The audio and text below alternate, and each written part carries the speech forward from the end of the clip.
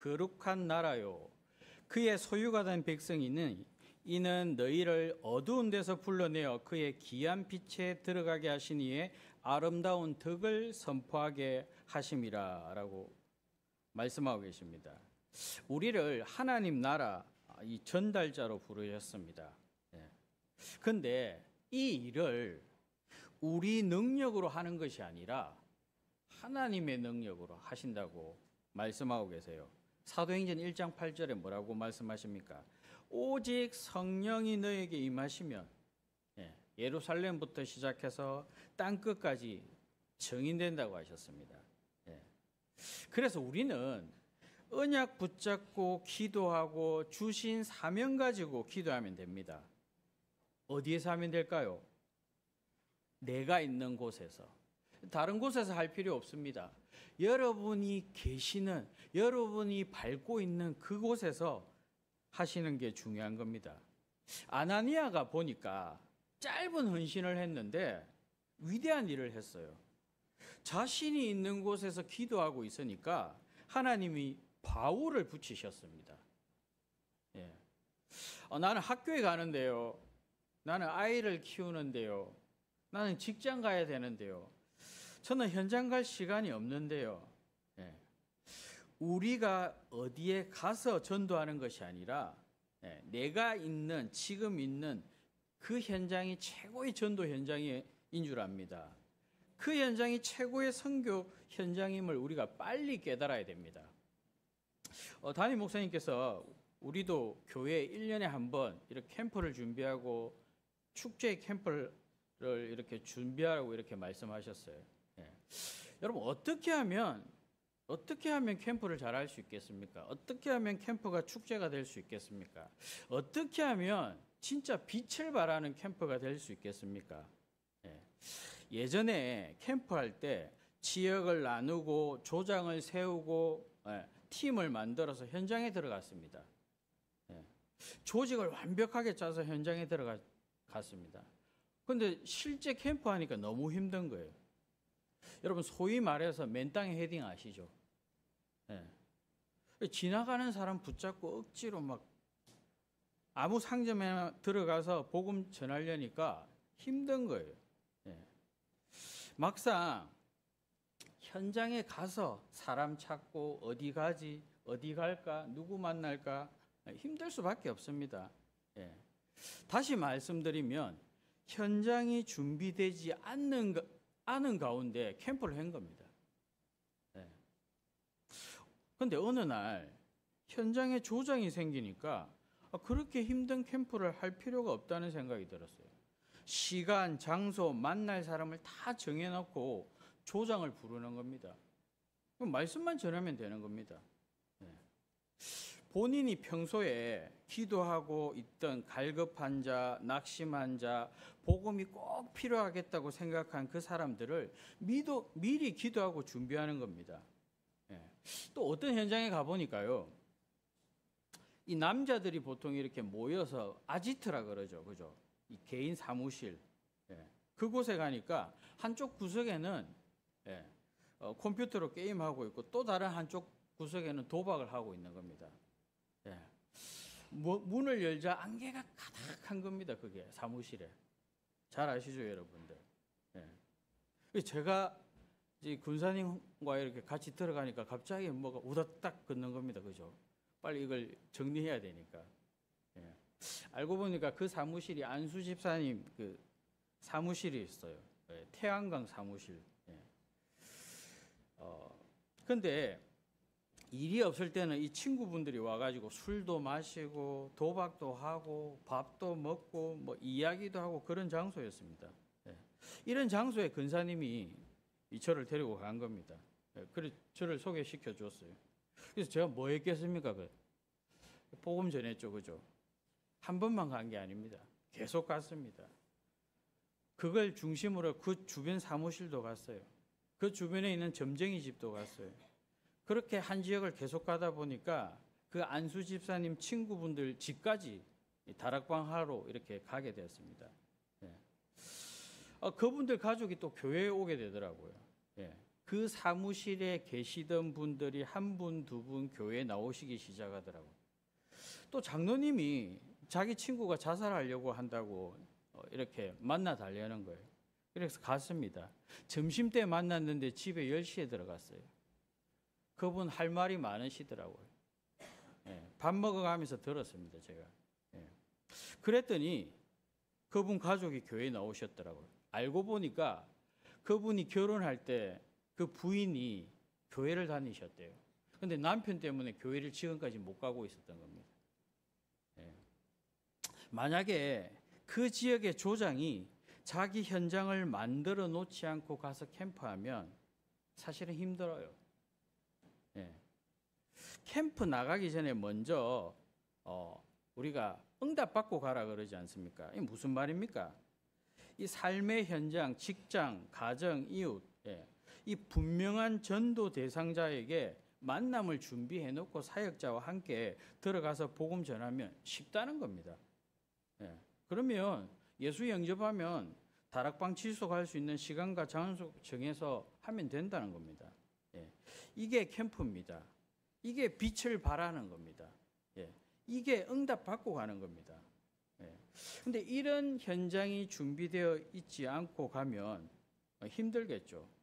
어떤 면에서는 우리가 캠프를 준비하고 기도하고 있으면 우리 주위에 불신자들에게 하나님이 사건을 일으켜셔서 만남을 통해서 마음문을 열 수 있도록 하나님이 그런 기회를 만드십니다.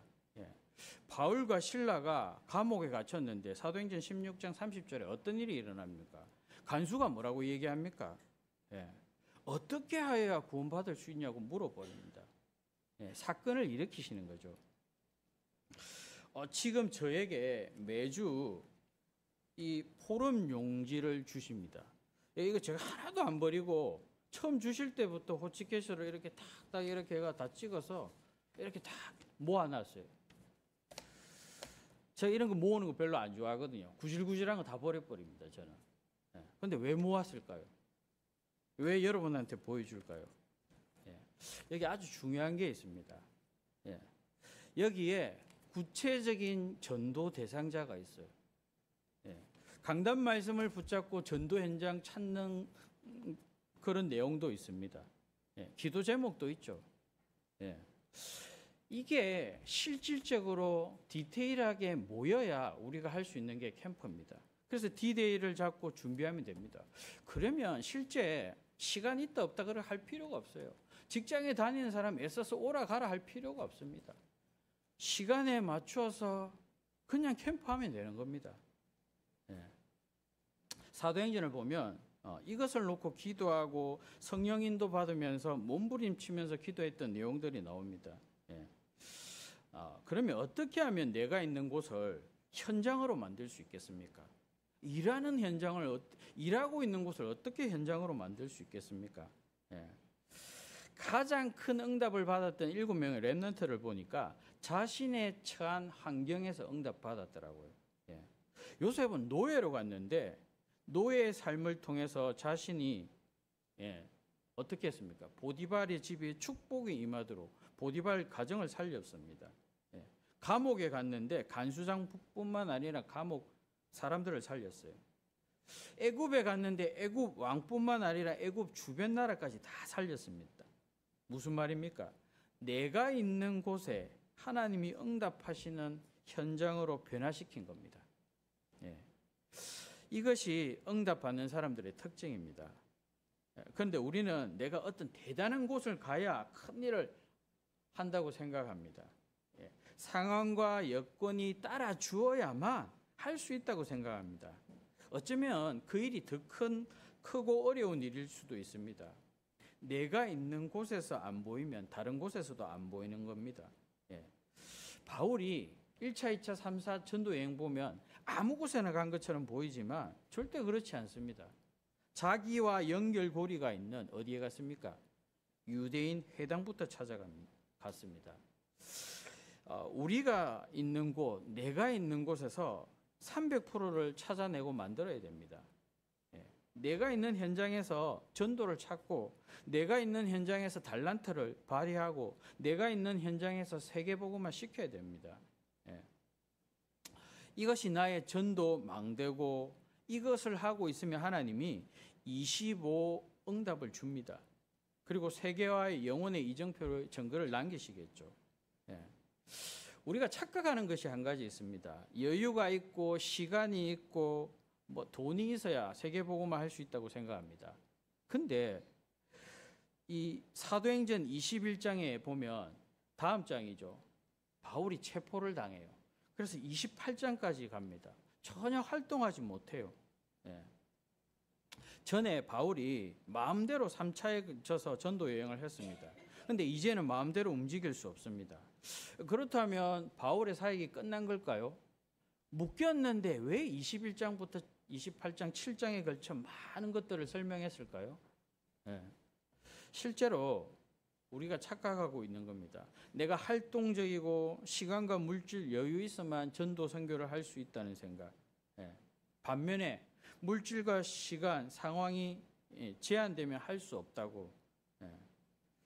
하나님의 사역, 하나님의 역사, 하나님의 능력은 그런 거와 전혀 상관이 없습니다. 예.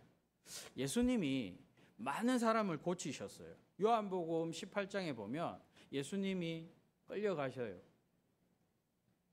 그리고 매 맞고 고문당하고 결국 십자가에 죽으시죠. 예.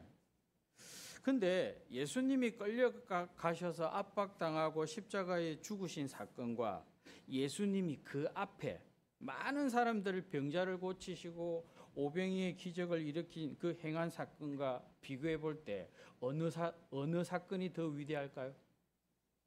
네. 예수님의 진정한 사역은 오히려 끌려가셔서 십자가에 죽으시고 부활하신 사건이 훨씬 더 비중이 높습니다. 예. 예수님이 죽으셔야만 부활하셔야만 실제 하나님의 역사가 일어나는 겁니다.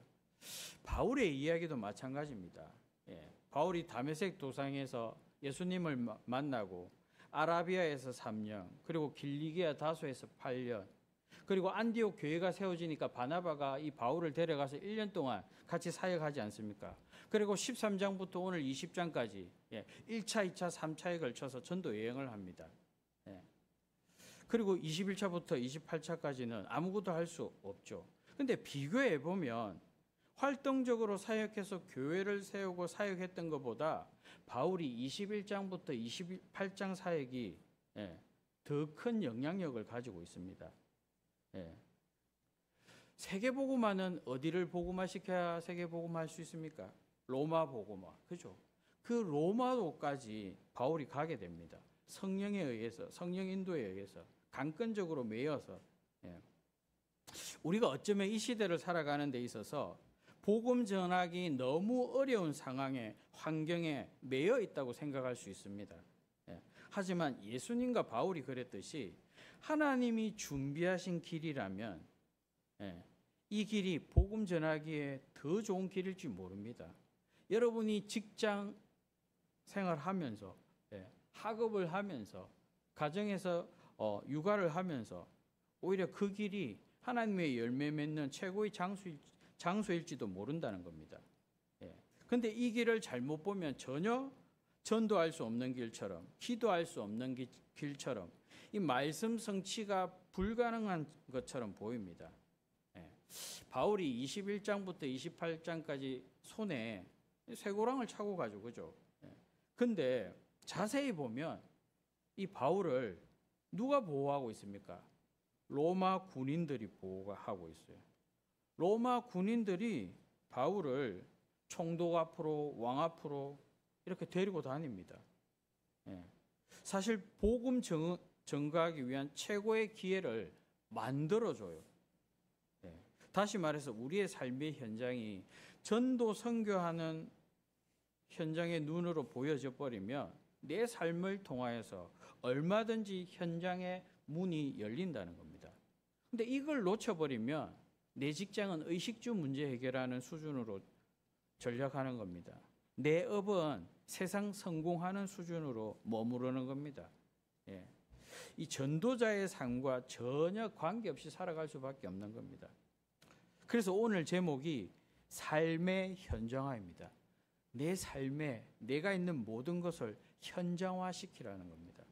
예. 그러기 위해서는 세 가지 나의 삶을 만들어야 됩니다. 예. 오늘 이 사도행전 20장의 내용을 그냥 간략하게 보면 이 바울과 함께 많은 제자 동역자들이 붙어요. 예. 그들과 함께 마게도냐에 가서 사역한 뒤에 다시 빌립보에 배 타고 드로아에 옵니다. 그 드로아에 가서 예배를 드립니다. 그리고 또 에베소에 있는 장로들을 불러서 고별 설교를 해요. 그리고 나서 인사를 나누면서 헤어지는 장면입니다. 근데 여기에 중요한 세 장면이 있어요. 예. 유두고가 예배 시간에 예배 드리다가 졸다가 3층에서 떨어져서 죽는 사건이 일어나요. 근데 이 유두고를 바울이 살리는 겁니다. 왜 성경은 이걸 기록했을까요? 예. 예배가 나를 살리는 생명이라는 겁니다. 예. 예배가 축복이라는 겁니다. 이 예배가 나의 삶이 되어야 된다는 겁니다. 예. 그래야만 예배가 삶이 되어야만 현장과 연결된다는 겁니다. 예. 예배를 통해서 나를 발견하고 나에게 일어나는 모든 일이 우연이 아니구나. 우리 하나님 주권 믿지 않습니까? 하나님의 이유와 목적과 계획이 있다는 걸 알게 됩니다. 예. 예배가 우리의 인생의 모든 것입니다. 예. 예배를 통해 나뿐만 아니라 많은 사람들을 살릴 수 있어요. 여러분 실제 예배를 통해서 복음을 듣고 예배를 통해 은혜 받고 예배를 통해 그 은혜를 어디에 전달합니까? 현장에 전달하지 않습니까? 그러니까 현장이 살아나는 거죠. 그뿐만 아니라 여러분의 기도가 현장을 살린다는 겁니다. 예. 진정한 예배가 있는 삶과 예배가 없는 삶은 다르다는 겁니다. 예배를 드리지 못하면 어떻게 됩니까? 내 삶을 누가 주관하는지조차 몰라요. 내가 어떻게 살아야 되는지조차 몰라요. 예. 나에게 주신 현장이라는 걸 전혀 깨닫지 못합니다. 예. 단순히 의식주 해결만 하고 성공하기 위한 도구로만 생각하는 겁니다. 예. 그렇게 되면 사람을 만나도 별 생각이 없어요. 우린 사람 만나면 뭐 생각합니까? 아, 저분이 예수를 믿을까? 구원은 받았을까? 내가 복음을 어떻게 전해야 될까? 당연한 거 아닙니까? 그죠? 예. 문제가 생기면 예배가 없으면 문제 해결만 급급해요. 그런데 우리에게 문제가 오면 하나님 어떤 일을 이루시기 위해 또 이 문제를 일으키냐? 당장 생각하지 않습니까? 그죠? 예. 영적인 것보다 육신적인 것이 앞서게 되고 중요하게 될 수밖에 없어요. 예배가 없으면. 그래서 중요한 걸 다 놓치게 됩니다. 그러니 하나님이 인도하시는 나의 여정이 어떻게 나와 함께 하시는지, 우리와 함께 하시는지, 모든 것과 함께 하시는지 모르게 돼요. 예배 놓치면 사실 다 놓치는 겁니다. 예. 나에게 축복이 무엇인지 전혀 모르는 겁니다. 우리는 세상 사람들하고 달라요. 문제, 갈등, 위기가 오면 보는 시각이 틀려요. 그 사람들은 그걸 피하고 싶지만 우리는 그걸 통해 하나님의 계획을 이루는 루트로 중요한 걸로 이렇게 잡지 않습니까? 그래서 하나님 자녀에게 있어 예배는 모든 것이 되어야 됩니다. 여러분에게 있어 우리에게 있어 예배는 모든 것입니다. 그래서 이 예배를 통해서 내 삶의 현장과 연결시켜서 300%를 찾아내셔야 됩니다. 다시 말해서 예배 한 가지로 모든 것을 해결할 수 있어야 됩니다. 그게 우리의 삶입니다. 아, 예배 드리니까 좋다. 말씀이 좋다. 그 수준이 아닙니다. 영세전 그리스도가 보여야 돼요. 아, 내가 죄인이었구나. 나는 그리스도 없이는 절대 불가능한 존재구나. 그래서 예수님이 성육신하고 이 땅에 오셔서 나의 죄를 위하여 십자가에 죽으셨구나. 그래서 죽으시고 나와 함께 부활하셔서 지금도 나를 축복하시기 위해서 나와 함께 하시구나. 죽은 나를 살리시고. 그리고 그게 끝난 것이 아니라 예배를 통해 재림주, 심판주 그리스도가 보이셔야 됩니다. 이분이 끝까지 나의 배경이 되시고 나의 미래를 책임지시는구나. 그래서 이걸 보고 뭐라 그럽니까? 오직이라고 그럽니다. 예. 나에게 우리에게 예배를 통해서 모든 문제 해결자 대신 이 그리스도가 나의 주인, 우리의 주인 되어야 됩니다. 예. 갈등이 오면 오직하는 갱신의 시간표입니다. 위기가 오면 땅 끝까지 증인되는 기회로 삼으시는 겁니다. 예. 그래서 나의 삶을 통해서 하나님 뭐 받기 원하십니까? 영광 받으시기 원하십니다. 예. 나에게 현장을 허락하신 이유를 예배를 통해서 깨달아야 되는 겁니다. 예. 그래서 전도자의 삶, 예배자의 삶을 살기 원하시는 거라는 것이 보여야 됩니다. 그게 유일성입니다. 예. 그리고 하나님은 이 우리에게 예배를 통해서 미래를 미리 보여주십니다. 예. 우리는 언약을 붙잡습니다. 예. 언약을 붙잡으면 뭐가 보이죠? 미래를 비전으로 보고 꿈을 누리게 되고 이 이미지를 현실로 앞당겨서 작품을 만들게 됩니다. 그래서 사도행전 2장 17절 18절 뭐라 그럽니까? 자녀들은 예언할 것이요 젊은이는 환상을 보고 늙은이는 꿈을 꾸리라. 미래에 대한 보장입니다. 그렇기 때문에 환난과 고난과 어려움을 이겨내고 소망을 가지고 나아가는 겁니다. 그런데 예배가 없으면 어떻게 됩니까? 육신적일 수밖에 없죠. 영적인 축복 다 놓칠 수밖에 없죠. 미래가 보장 안 되니까 항상 두려울 수밖에 없는 겁니다. 그래서 우리에게 CVDIP, 이 재창조의 축복을 주신 겁니다. 이것이 없으면 어떻게 나의 삶이 현장에 보이겠습니까? 이게 보여야만 나의 삶이 현장화가 될 수 있습니다. 결국은 예배를 주신 것은 내 삶이 현장에 보일 수 있도록 여러분께 주신 줄 믿습니다. 그래서 예배가 나의 삶이 되어야 됩니다. 그래야 현장이 보입니다. 두 번째가 성령의 매여입니다. 바울이 에베소의 큰 역사를 보고 난 후에 지난번에 사도행전 19장 21절에 뭐라 그랬습니다. 마게도냐와 아가야와 에베소에서 3년 사역했지 않습니까? 그러면서 바울이 마게도냐를 거쳐서 아가야, 고린도로 있는 지역을 말하죠. 그러면서 그 고린도에서 배 타고 어디로? 예루살렘으로 가기로 작정하였다고 이야기하지 않습니까? 그리고 그 후에 로마도 보아야 하리라. 근데 이게 바울의 전도 계획이었습니다. 그래서 마게도냐 가고 아가야, 고린도에 도착했습니다. 계획대로. 그래서 3개월 동안 이 아가야, 고린도에 머물면서 바울이 뭐 했냐면 로마로 가기 위해서 로마에 편지를 썼습니다. 그걸 로마서라고 얘기합니다. 그 계획대로 이제 배를 타고 어디로 가면 됩니까? 예루살렘을 가면 됩니다. 수리아로. 근데 계획이 변경이 돼요. 왜 변경이 되냐면 고린도에서 배를 타고 수리아를 가려고 하는데 유대인들이 음모를 꾸민다는 내용을 듣게 됩니다. 정보를 입수하게 됩니다. 바울이 배 타고 갈 때 바울을 죽이자는 그 계획을 알게 됩니다. 그래서 바울이 계획을 바꿉니다. 다시 육로를 선택해서. 근데 바울이 보면 이런 상황에 전혀 개의치 않고 하나님이 일을 합니다. 그래서 22절에 보면 나는 성령에 매여 예루살렘으로 가는데 거기서 무슨 일을 당할지 알지 못하노라 라고 적혀 있습니다. 이게 무슨 말이냐면 복음 전하는데 계속 핍박과 이런 환난이 따르는데 또 21장에 보면 바울이 예루살렘 가면 분명히 잡힐 것이라고 예언을 합니다. 그런데도 불구하고 바울이 부담 갖지 않고 그 길을 갑니다. 성령의 인도를 받고 갑니다. 매여서. 왜 매였다는 표현을 썼을까요? 뭐 인도받고 가는 거랑 매여는 건 다른 표현입니까? 우리가 성령 인도 받을 때 때로는 성령 인도 받으면서 내 마음이 그걸 거부하고 딴 데 갈 때가 있어요. 근데 이 매였다는 표현은 내 마음이 거부할 수 없다는 겁니다. 그냥 그 길로 간다는 겁니다. 그래서 매였다는 표현을 썼습니다. 잡힐 줄 알면서 바울은 그 길을 갔다는 겁니다. 그러면서 23절에 뭐라고 합니까? 우리가 잘 아는 구절이죠.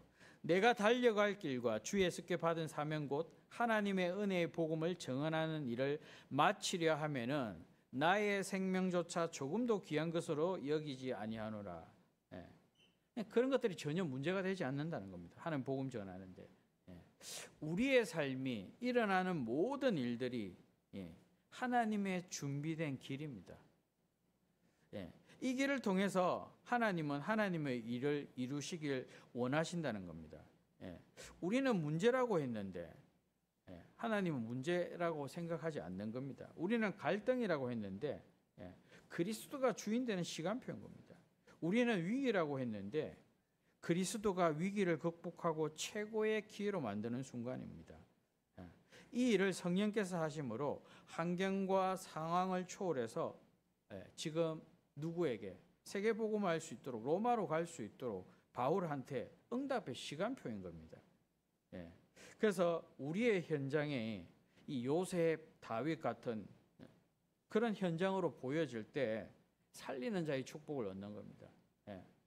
아, 내가 어렵구나, 위기구나, 갈등이구나, 문제구나가 아니라 하나님이 만들어 놓으신 길이구나.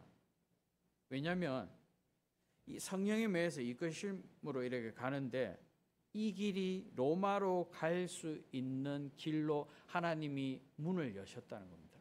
그런데 잡혀야 문을 여시는 겁니다. 그런데 내 생각 가지고 내 계획 가지고 안 잡혀버리면 길이 안 열리는 겁니다.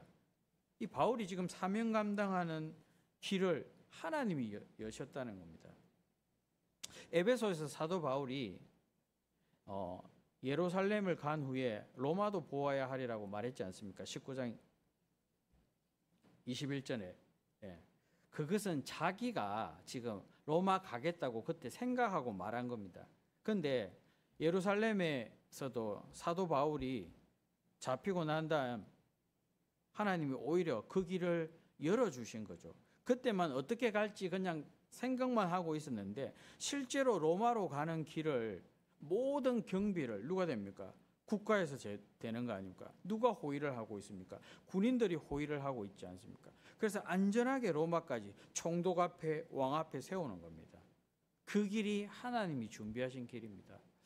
여러분의 생업, 여러분의 삶의 터전이 세계복음할 수 있는 유일한 하나님이 준비하신 길이라는 게 실제 느껴져야 되는 겁니다. 그곳에서 내가 복음을 전하지 못하면 그 어떤 곳에서도 복음을 전할 수 없는 겁니다. 그래서 성령에 매였다. 내가 지금 하고 있는 이 일이 하나님의 주권에 의해서 여러분이 하고 계시다는 걸 여러분이 인정할 때 거기 보이는 사람, 일어나는 사건이 전도 현장이 되는 겁니다. 세계복음화의 키가 되는 겁니다. 에베소에서 이런 결정을 할 때 사도 바울이 사실은 어떻게 길이 열리는지 몰랐는데 매이고 나서 하나님이 준비하신 걸 보고 이제 깨달았다는 겁니다.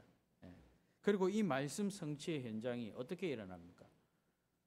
바울이 예루살렘과 온 유대와 사마리아 땅끝 이 정에서 다 찾아다니는 게 아니라 로마까지 갈 수 있는 최고의 길을 하나님이 여셨다는 겁니다. 그래서 어떻게 하십니까? 하나님 말씀으로 인도하시면서 정언했다는 겁니다. 그리고 세 번째가 여기 보면 주와 및 그 은혜의 말씀을 부탁하노라라고 적혀 있습니다. 지금 바울이 에베소에 함께 사역했던 이 장로들에게 마지막 설교를 하면서 이 장로들을 누구에게 부탁하고 있는 장면입니까? 에베소 지역의 교회 책임자들 이분들을 불러서 마지막 설교를 하면서 누군가에 부탁하고 있습니다. 자신이 지금까지 사역한 주와 그 은혜의 말씀에 장로들을 의탁하여 축복하는 내용입니다. 쉽게 말해서 말씀에 부탁한다는 겁니다. 이 말씀에 부탁하면 어떻게 된다는 겁니다. 마치 집을 건축하듯이 말씀이 그들의 삶을 굳건하게 건축해 나갈 수 있다는 겁니다. 그래서 장로들의 인격과 영성이 날로 새로워지고 성령의 교통하심이 깊어지고 그로 인해서 에베소 교인들이 날마다 은혜를 받고 말씀을 전파하게 된다는 겁니다. 예. 우리는 우리 자신을 어디에다가 부탁하면 좋겠습니까? 하나님 말씀에 부탁해야 됩니다. 예. 말씀이 우리의 기준이 되어야 됩니다. 우리에게 말씀으로 세워져야 됩니다. 예. 그래야 뭐가 들어오지 않습니까? 내 세상에 배웠던 경험, 지식 이런 것들이 나를 세우지 못합니다. 그걸로서 절대 세계복음화 할 수 없습니다. 현장 이길 수 없습니다. 내가 있는 그 현장에 하나님 말씀이 기준이 되고 하나님 말씀으로 나아가야 그 현장에 응답이 있는 줄 믿습니다. 그리고 바울이 자기의 헌신을 말하죠. 예. 자기가 어떻게 헌신했다는 겁니까? 예. 직접 사역을 했을 때 예. 자기가 직접 수고해서 자기가 직접 현장에 갔다는 겁니다. 예. 불신자도 자신을 위해서 또는 타인을 위해서 헌신합니다. 근데 우리가 나를 위해서 헌신하는 것에 불과하다면 불신자 수준밖에 안 되겠죠. 예. 내가 있는 곳이 현장이 되려면 예.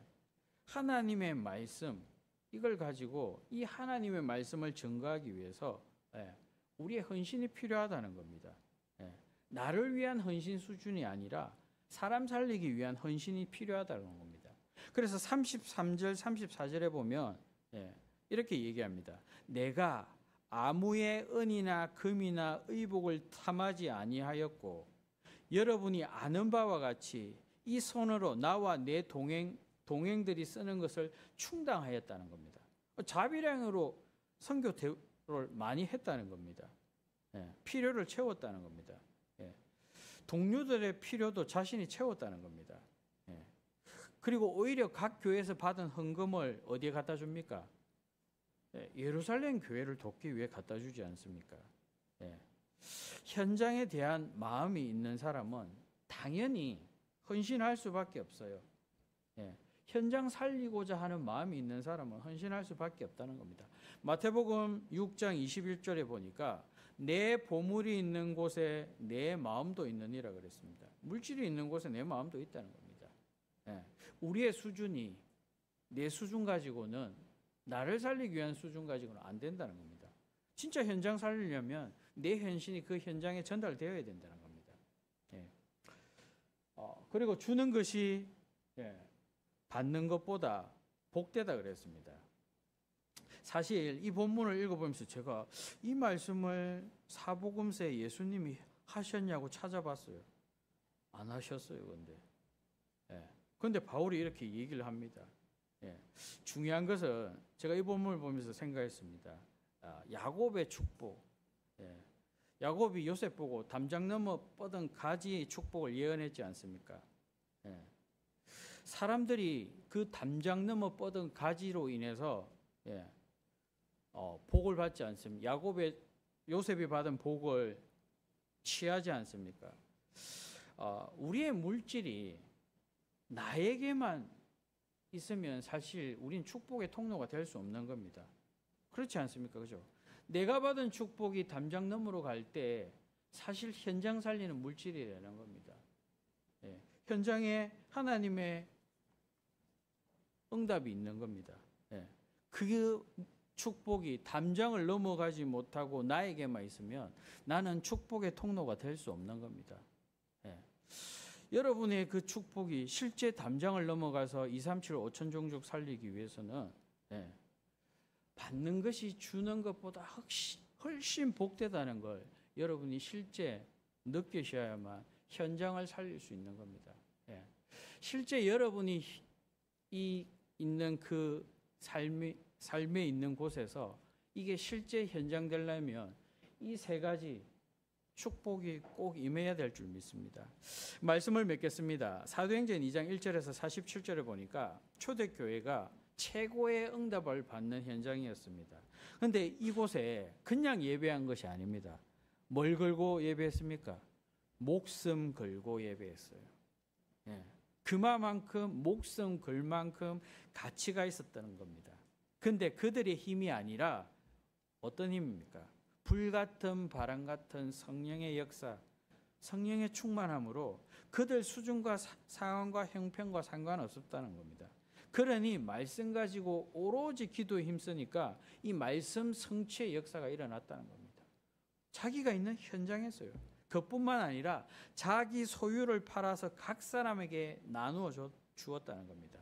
그러니 어떤 일이 생겼습니까? 하나님을 찬미하고 온 백성이 하나님을 칭송하는 일이 계속 일어났다는 겁니다. 모이기만 하면 하나님 찬미하는 겁니다. 모이기만 하면 내가 내 잘난 걸 얘기하는 게 아니라 모이기만 하면 하나님이 역사하신 거. 하나님이 이렇게 대단하다는 거. 모이면 그 얘기만 하는 겁니다. 그러니 하나님이 날마다 구원받을 자를 더하시는 겁니다. 왜? 하나님의 역사가 일어나니까. 이걸 보고 교제라 그럽니다. 이걸 보고 그 교제를 보고 포럼이라 그럽니다. 하나님의 역사를 여기에다가 기록하는 겁니다. 하나님의 역사를 있을 역사를 여기에다 적고 전도 대상자를 적는 겁니다. 우리 교회가 실제로 이 준비를 해야 될 줄 믿습니다. 여러분이 그냥 포럼하시는 게 아니라 실제 하나님이 주신 은혜를 현장에서 누릴 수 있도록 그 현장에서 또 축복이 임할 수 있도록 여러분이 현장 캠프의 시작이 될 수 있는 축복을 받으면 좋겠습니다. 기도하겠습니다. 살아계신 하나님 감사를 드립니다. 우리의 주신 실제 내가 있는 현장이 전도 현장이 될 수 있도록 영혼 살리고 사람 살릴 수 있는 현장이 될 수 있도록 하나님 축복하여 주시옵소서. 하나님 한 주간도 이 말씀 붙잡고 있는 모든 현장에 흑암 재앙 저주가 물러나며 하나님 나라가 임하는 축복받게 하옵소서. 예수 그리스도 이름으로 기도하옵나이다. 아멘.